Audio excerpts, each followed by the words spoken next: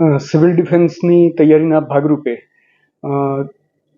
પાટણ જિલ્લાના સાતલપુર તાલુકાના 71 ગામોની અંદર સાયરન ઇન્સ્ટોલ કરવાનું નક્કી કરવામાં આવ્યું છે અને તે પૈકીના પ્રથમ લોટ તરીકે અત્યારે પહેલા તબક્કામાં 10 ગામોમાં અને ત્યાર પછી બીજા તબક્કાની અંદર બીજી 22 સાયરનો ઇન્સ્ટોલ કરવાની કામગીરી અત્યારે ચાલુમાં છે। એ ઉપરાંત બાકી રહેતા ગામોમાં પણ આગામી દિવસોની અંદર સાયરન ઇન્સ્ટોલ કરવામાં આવશે। આ સાયરનથી કોઈપણ કુદરતી આપત્તિ સમયે, યુદ્ધ જેવી પરિસ્થિતિ સમયે આપણે લોકોને જાગૃત કરી શકીએ, લોકોને સલામત સ્થળે પહોંચી જવા માટે સૂચના આપી શકીએ, એ હેતુથી આ સાયરનો ઇન્સ્ટોલ કરવામાં આવી રહેલ છે અને તેના થકી આપણે એક સિવિલ ડિફેન્સની કાર્યવાહી સક્ષમ રીતે કરી શકીશું। ગ્રામજનો માટે સંદેશ એ છે કે કોઈપણ સમયે જ્યારે સાયરન વાગે એ વખતે તુરત જ જાગૃત થઈ અને સલામત સ્થળોએ પહોંચી જવા દરેક ગ્રામજનોને વિનંતી કરવામાં આવે છે।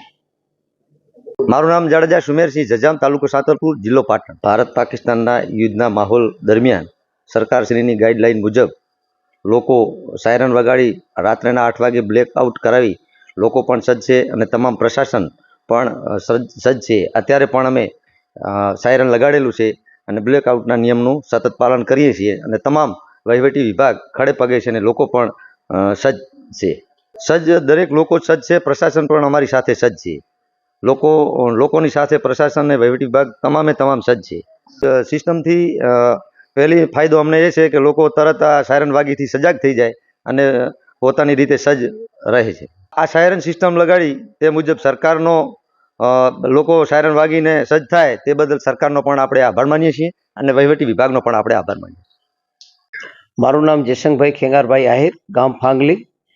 હમણાં જે પહેલગામ હુમલો થયો કાશ્મીરમાં અને ત્યાર પછી જે 7, 8, 9 દિવસના સરકાર દ્વારા જે મોકડ્રીલ અહીંયા યોજવામાં આવી, તેમજ અહીંયા જે સાયરન મૂકવામાં આવ્યું છે, તેમજ અહીંયા આ જગ્યાએ જે ભયનો માહોલ કે એવું કંઈ છે નહીં। અને બીજું કે સરકારશ્રી દ્વારા અને વહીવટીતંત્ર દ્વારા જે અહીંયા સાયરન મૂકવામાં આવ્યું છે તે ગામ લોકોને એની માહિતી મળે અને તેમજ બ્લેકઆઉટ કે જે પ્રોગ્રામ થતા હોય એ પ્રમાણે કરવાના।